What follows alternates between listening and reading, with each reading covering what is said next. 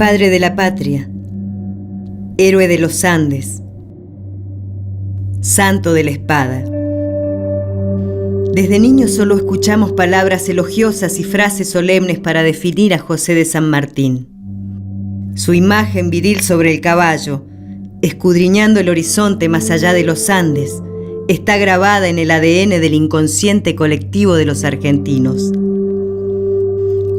El militar valiente, el político perfecto, el padre ejemplar, el hombre sin ambiciones, el gran jefe. ¿Cómo atravesar el pensamiento cristalizado e intentar acercarnos al conocimiento de José, el hombre? Saber de sus dudas, aceptar sus errores, indagar en sus contradicciones.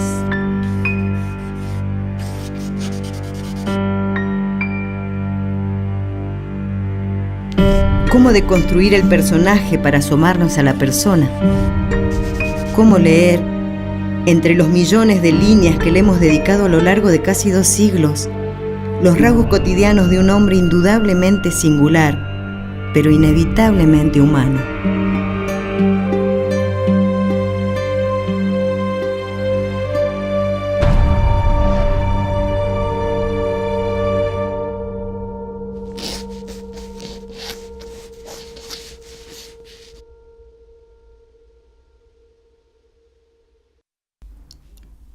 A los 33 años, y luego de haberse desempeñado al servicio de la corona española durante 22 años, el 14 de septiembre de 1811, José de San Martín se embarca en el puerto de Cádiz con destino a Inglaterra, donde permanece 4 meses.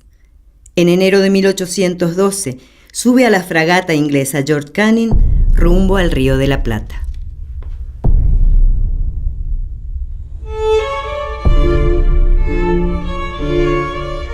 San Martín había logrado una posición relativamente importante, era un teniente coronel del ejército español, había sido ayudante de Solano, de Coupigny, es decir, que había estado vinculado a personalidades importantes en España. Y a pesar de eso, dejó todo y se vino a América. La decisión de San Martín de pedir el retiro en el ejército español y trasladarse a América tiene que ver con un doble convencimiento, a mi entender. Uno, la apreciación del deterioro de la cadena de mandos y de la capacidad de la fuerza militar de la España insurgente contra los franceses, y una sociabilidad política y, una convicción política que está a favor de un sistema político constitucional, monárquico y con América independiente. Creo que lo movió una combinación de factores.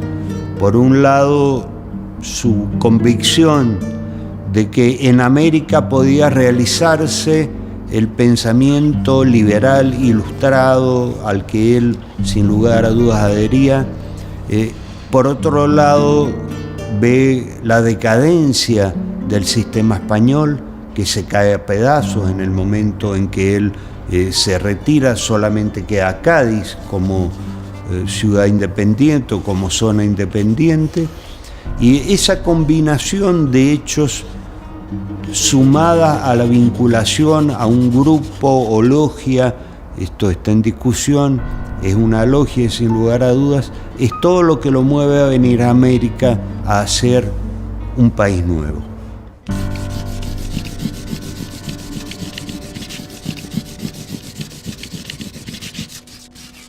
Para todos los que se embarcaron en la revolución representaba una enorme incertidumbre y una aventura.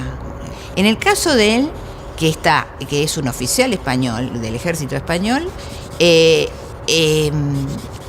aprecia que su carrera militar en España no tiene futuro, porque justamente uno de los problemas que tenía que ver adentro del ejército eran con los oficiales que habían nacido en América y que podían pasar a ser una amenaza para la cadena de mandos de los oficiales y de los jefes militares que eran peninsulares.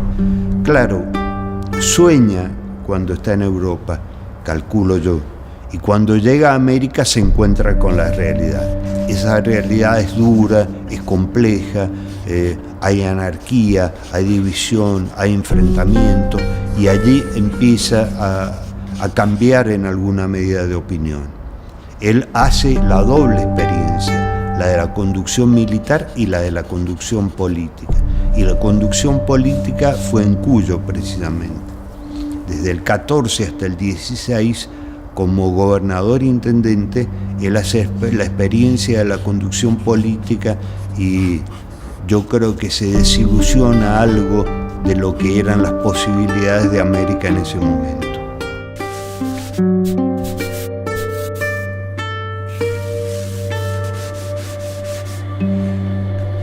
Pero yo insisto en que hay un perfil político de San Martín que generalmente queda diluido y me parece que es el que, digamos, también vale la pena poner en valor, no para ensalzarlo, sino para reconocer que no hay, digamos, que era muy difícil poder organizar esa fuerza militar sin un ejercicio de poder que contribuyera a eso. Y eso es lo que se pone en evidencia en Mendoza, ¿no es cierto? Y en Cuyo, y en la gobernación de Cuyo, cuando él tiene su debut político. Y allí, justamente, lo que se aprecia, cuando uno analiza cómo negocia con las corporaciones militares, con las corporaciones urbanas, con el cabildo, con los propietarios de esclavos y demás, es que el objetivo de concluir la guerra lo conducía a, diríamos, en sus palabras, a oficiar con dotes muy autoritarias y al mismo tiempo hacer concesiones.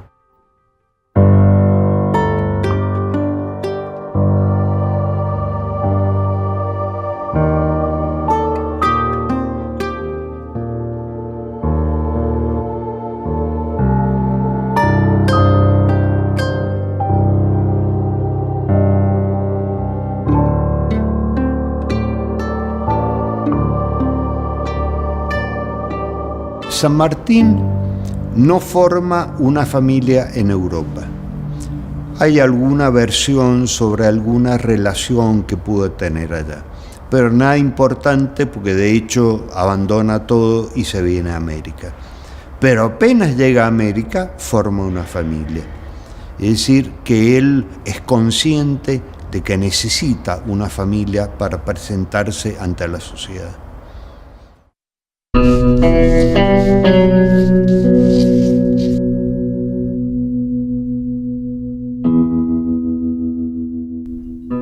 Esa mujer me ha mirado para toda la vida, escribió José de San Martín cuando conoció a Remedios de Escalada a pocas semanas de llegar a Buenos Aires. Se casaron el 12 de septiembre de 1812, 2 meses antes de que la novia cumpliera sus 15 años de edad.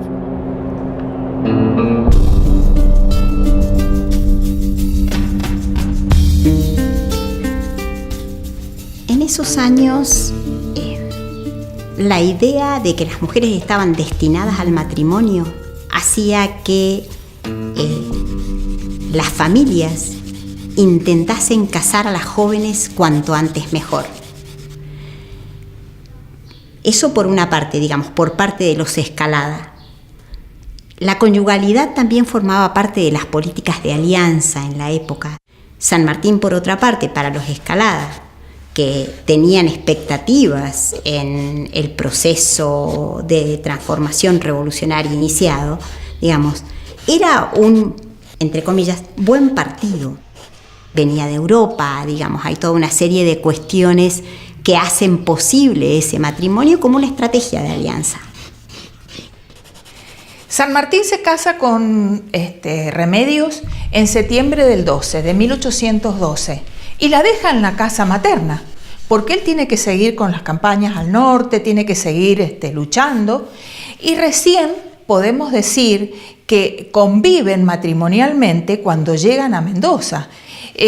Así que recién se empieza en la convivencia, se va a ver también cuál era el ideal de San Martín y cómo le va imprimiendo a su mujer la forma en que debía comportarse, porque ella supuestamente debía dar el ejemplo. Era la esposa del gobernador intendente de Cuyo. ¿A qué me refiero? A que una mujer de la aristocracia estaba acostumbrada a tener mucha ropa, muchas joyas, y llega con varios baúles a Mendoza. Y San Martín le dice que tiene que dar el ejemplo y que se deje 1 o 2 vestidos sencillos, que no llamen la atención y que estén a tono con la situación de las mujeres de esta provincia, ¿no?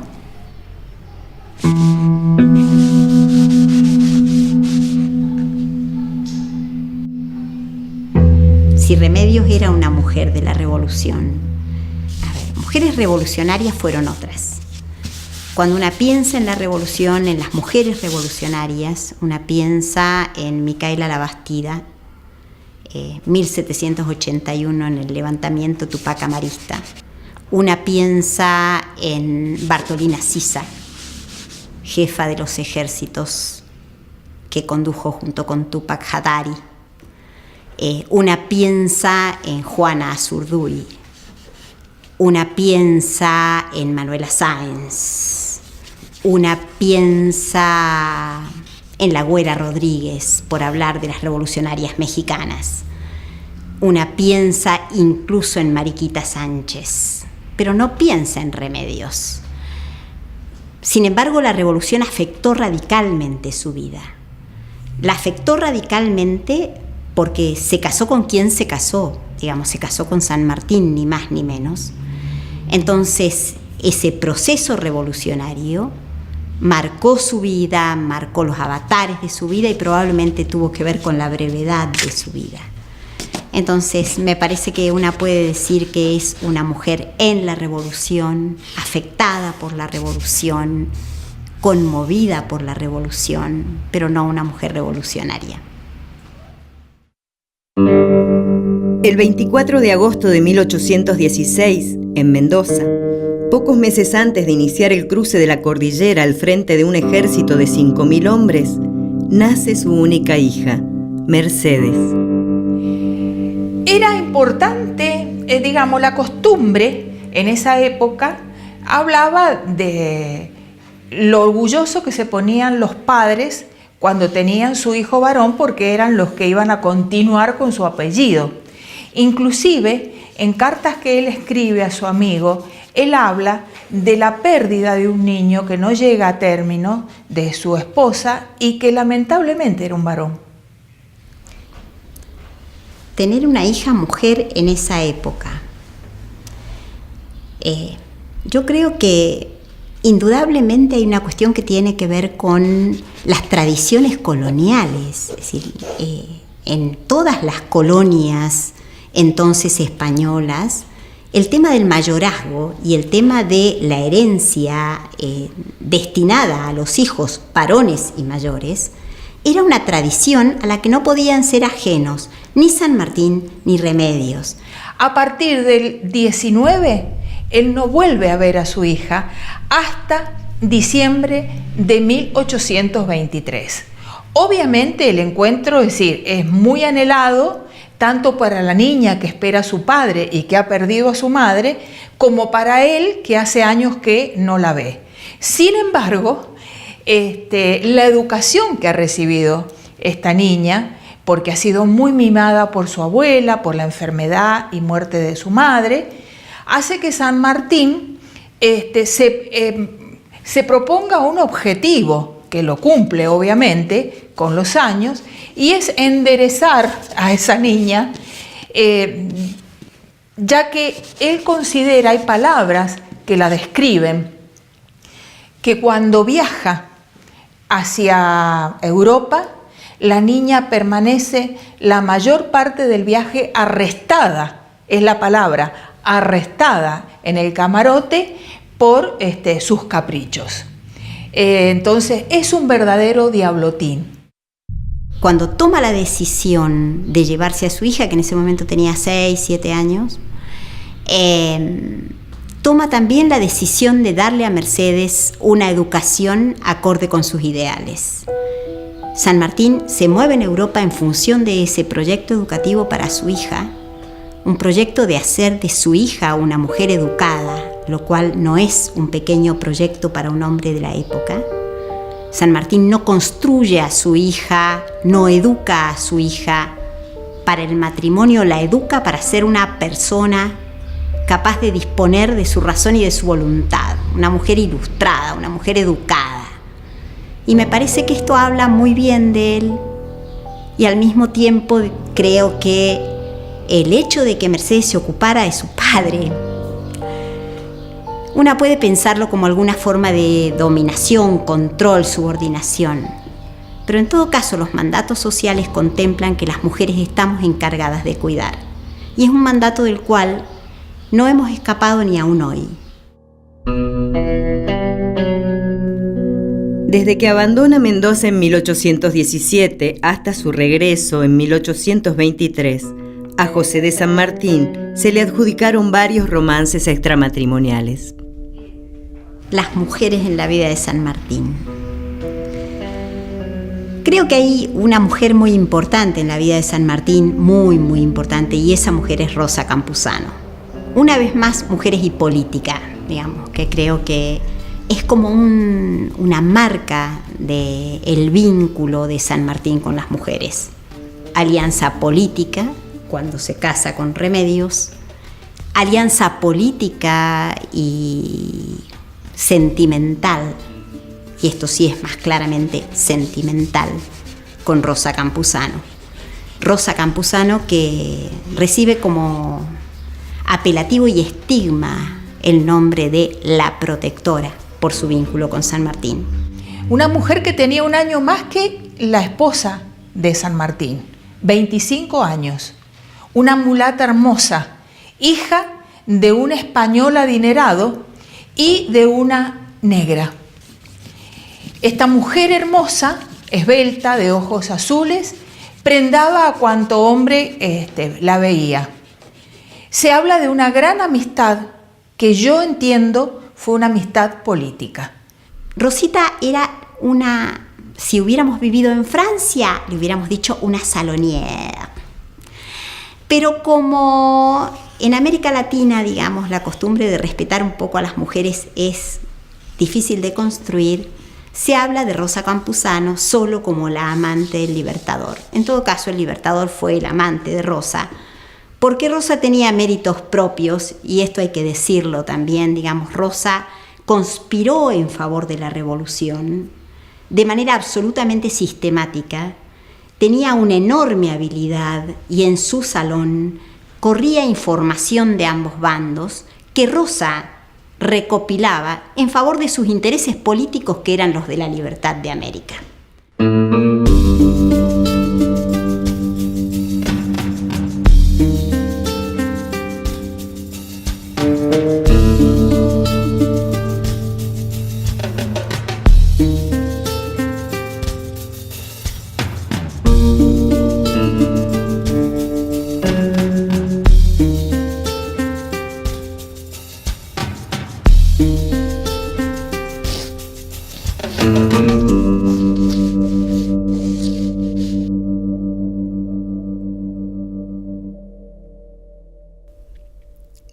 El 12 de octubre de 1816, José de San Martín solicitó al Cabildo de Mendoza la cesión de 50 cuadras de tierra en la villa de Los Barriales.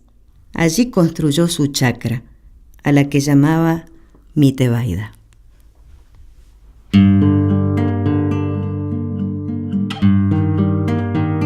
San Martín, a lo largo de toda su trayectoria, vivió en distintos lugares, y la verdad que su vida militar no le permitió, su vida militar y un poco la vida política con que la vinculó en determinados momentos por el ejercicio del gobierno, no le permitió tener una vida familiar, digamos, tradicional.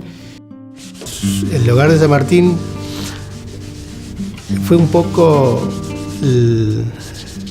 la aventura en cada uno de los sitios donde él estuvo establecido.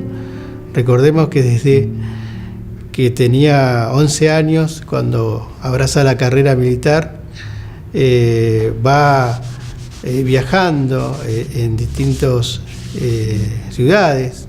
Estuvo en Orán, en todas las campañas en África, estuvo en España, en Madrid, estuvo en Cádiz. Entonces después, cuando viene a Buenos Aires, viene a Mendoza, está en Tucumán, nunca tuvo un hogar concreto.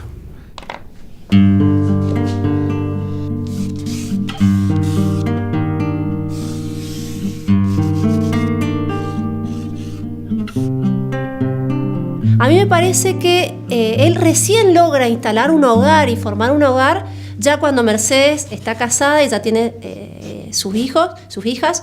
Es precisamente en Francia, ya viviendo con su hija, con su yerno y con sus nietas, cuando él logra esa tebaida como refugio, como aislamiento de las discusiones políticas, pero también como un lugar de recogimiento personal, cuando finalmente logra ese hogar que él había añorado.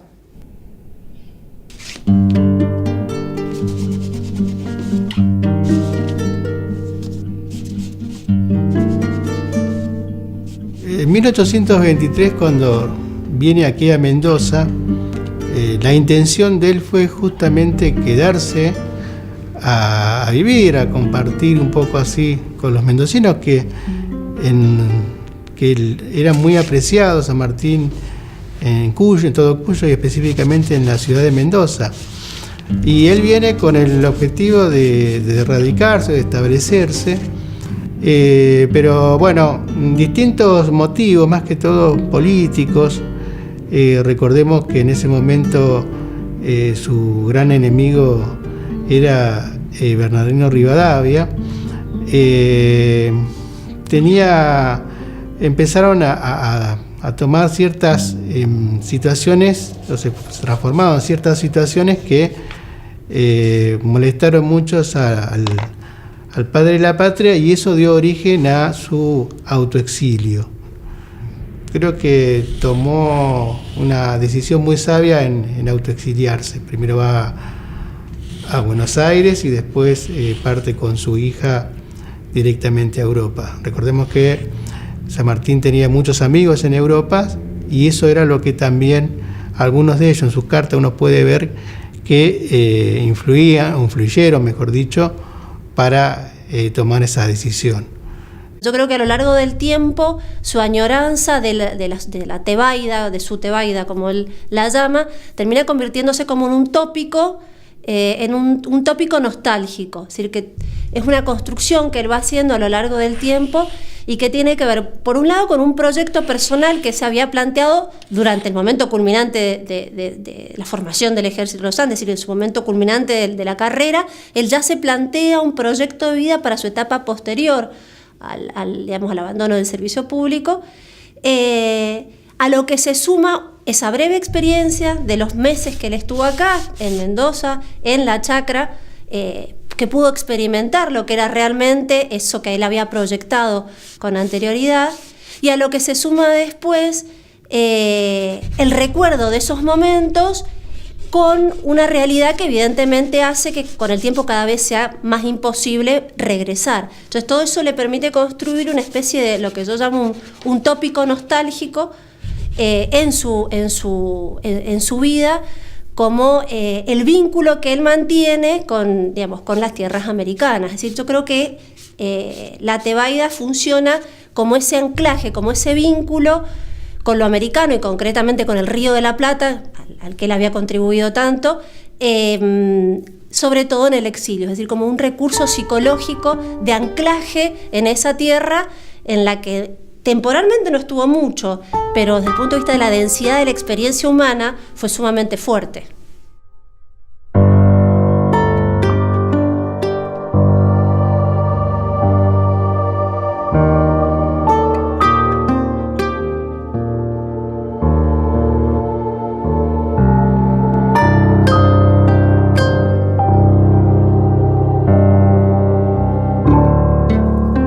El 6 de enero de 1827, desde Bruselas, San Martín escribe a su querido amigo Tomás Guido: mi alma siente un vacío, ausente de mi patria. Yo estoy seguro, dudará usted si le aseguro que prefiero mi chacra de Mendoza a todas las comodidades y ventajas que proporciona la culta Europa. Dudemos con Guido o no, Mendoza siente y sabe que es el lugar del mundo donde José de San Martín construyó su gloria de prócer y curó sus heridas de hombre. Tal vez por eso, hasta hoy, sentimos que camina entre nosotros.